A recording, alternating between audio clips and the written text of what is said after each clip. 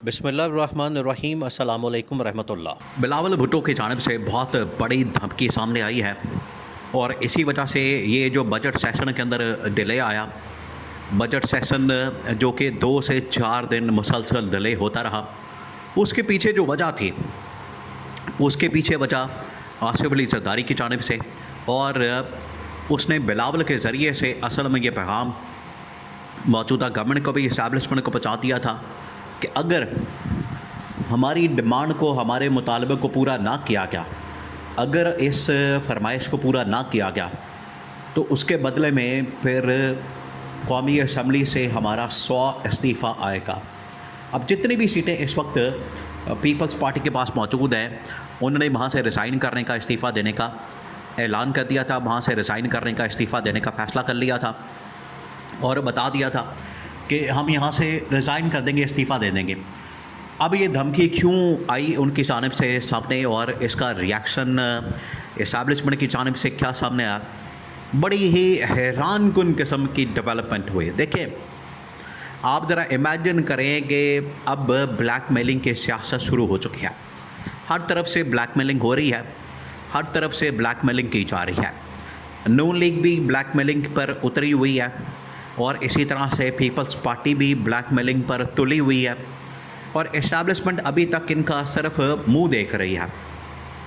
Establishment अभी तक सिर्फ मामलात को स्मूदली चलाना चाहती है, हैंडल करना चाहती है, मैनेज करना चाहती है कि किसी तरह से मामलात स्मूदली चल जाएं। अगर ये पीपल्स पार्टी, नून लीग नहीं मानते, तो फिर रिएक्शन के तौर पर वो इनके साथ होगी कि आने वाली नस्लें याद रखेंगी। अब हुआ क्या? हुआ ये कि बजट जो है वो आना था 5 को, फिर उसके बाद चला गया ये 6 पे, फिर चला गया 8 पे, फिर चला गया 10 पे, फिर चला गया 12 पे। तो करते करते इन लोगों ने बजट को पहुंचा दिया 12, 13, 14 पे। आखिरकार ये जो तकरीबन कोई 8 से 10 दिन का डिले आया, 8 से 10 दिन का डिले, इसके अंदर क्या कुछ होता रहा, इसके अंदर बहुत ज़्यादा डेवलपमेंट हुई। और आसिफ अली जरदारी ने और बिलावल ने जो धमकियां दी, उनकी जानिब से जो धमकी और थ्रेट सामने आई, वो बड़ी ख़तरनाक थे। और अब इस्टेब्लिशमेंट एक एक चीज़ को नोट कर रही है। इस्टेब्लिशमेंट को पता लग गया कौन क्या कर रहा है, कौन कितने पानी में है, कौन कितना कॉपरेट कर रहा है। पहले तो आप इस बात को समझें कि नून लीग और पीपल्स पार्टी के पास कोई ना अवामी सपोर्ट है, ना अवामी मैंडेट है, ना इनके पास अवाम की हिमायत है। ये सिर्फ़ जो इस वक्त इस्टेब्लिशमेंट उनके कंधों पर चढ़कर, इस्टेब्लिशमेंट के कहने पर, इस्टेब्लिशमेंट की वजह से ये इक़्तिदार में बैठे हैं, पावर में बैठे हैं। इनके पास ना अवाम की सपोर्ट है, ना अवाम की हिमायत है, तो इनकी इतनी औकात ही नहीं, इनके पास इतना मैंडेट ही नहीं कि ये शोर शराबा कर सकें, बावेला कर सकें, या उसकी बुनियाद के ऊपर किसी को धमकी दे सकें, या उसकी बुनियाद के ऊपर इनकी जानिब से कोई पैगाम दिया जा सके। इनके पास इसका मैंडेट ही नहीं, इनके पास सपोर्ट ही नहीं है, इनके पास कोई हिमायत ही नहीं है कि ये कुछ कर सके। नंबर 2, जो इस वक्त हालात बना दिए गए हैं, सूरत हाल बना दी गई है, चारों तरफ से नून लीग पीपल्स पार्टी को घेर लिया गया। एक जानिब पाकिस्तान के अंदर अवाम की जानिब से सख्त रिएक्शन सामने आ रहा है, इस्टेब्लिशमेंट ने भी दबोच लिया, और इंटरनेशनल लेवल के ऊपर भी नून लीग और पीपल्स पार्टी की कोई हैसियत नहीं। तो नून लीग और पीपल्स पार्टी तो बिल्कुल उनकी जो हैसियत है सिफर हो चुकी है। अब अगर ऐसे में इनकी जानिब से धमकी दी जाएगी तो उसको सीरियस नहीं लिया जाएगा, क्योंकि इनके पल्ले कुछ नहीं।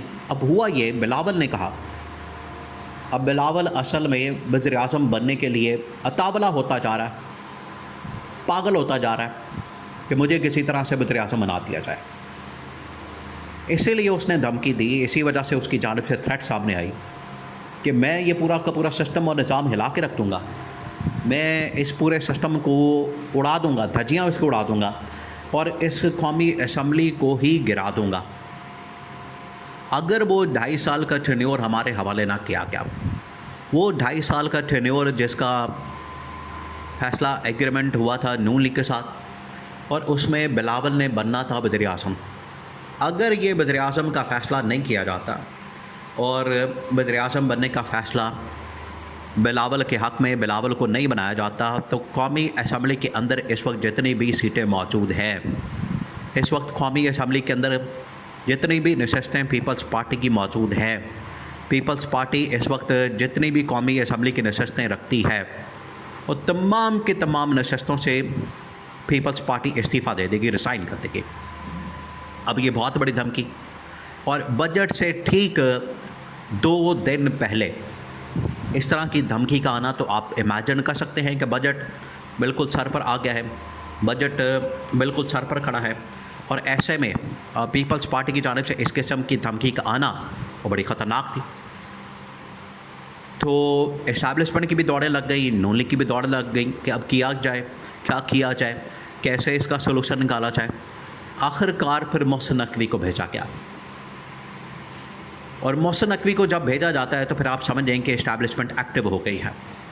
जब भी कोई मुलाकातें होती हैं, कोई बात पहुंचानी होती है, कोई बात मनवानी होती है, तो जब भी मोहसिन नकवी को भेजा जाए तो फिर आप समझ जाएं कि इस्टेब्लिशमेंट ने काम शुरू कर दिया, इस्टेब्लिशमेंट ने अपना वर्किंग शुरू कर दी, इस्टेब्लिशमेंट की जानिब से काम शुरू कर दिया गया। ये बिल्कुल वाज़ेह हो जाता है। मोहसिन नकवी को भेजा गया, मोहसिन नकवी ने जाके फिर बिलावल को डंडा दिया, उसे बताया कि अगर ये रिज़ाइन की धमकी या रिज़ाइन देने की बात करते हो तो ना सिर्फ तुम्हें सिंध से निकाल दिया जाएगा, बलूचिस्तान के अंदर तुम्हारी गवर्नमेंट ख़त्म कर दी जाएगी, बल्कि ऐवान सदर के अंदर भी तुम्हारी जो इस वक्त पोजीशन है वो ख़त्म हो जाएगी। तो ये तमाम की तमाम जो गवर्नमेंट्स, हुकूमतें और अहम तरीन ओहदे जो गवर्नमेंट के पास मौजूद हैं, जो रियासत के ओहदे इस वक्त पीपल्स पार्टी के पास मौजूद है, वो तमाम के तमाम ओहदे वापस ले लिया जाएगा। आपने अगर रिज़ाइन करना है तो बिल्कुल कर दें, अगले 1 महीने के अंदर अंदर इलेक्शन कॉल करके वहाँ पर हम इस्टेब्लिशमेंट के बंदे उतार देंगे, कोई मसले वाली बात नहीं है।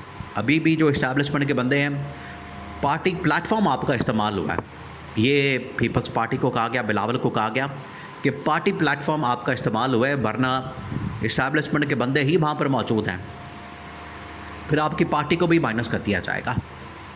तो उसके बाद फिर बिलावल थोड़ा पीछे हटा, सॉरी करके उसने फिर ये धमकी वापस ली, वरना उसकी जानिब से ये धमकी दी गई थी और उसने ये धमकी दी थी कि हम एक ही दिन में यकदम 100 इस्तीफ़ा पेश करें और इस पूरे निज़ाम को, इस पूरी कौमी असम्बली को और इस पूरी गवर्नमेंट को गिरा दें।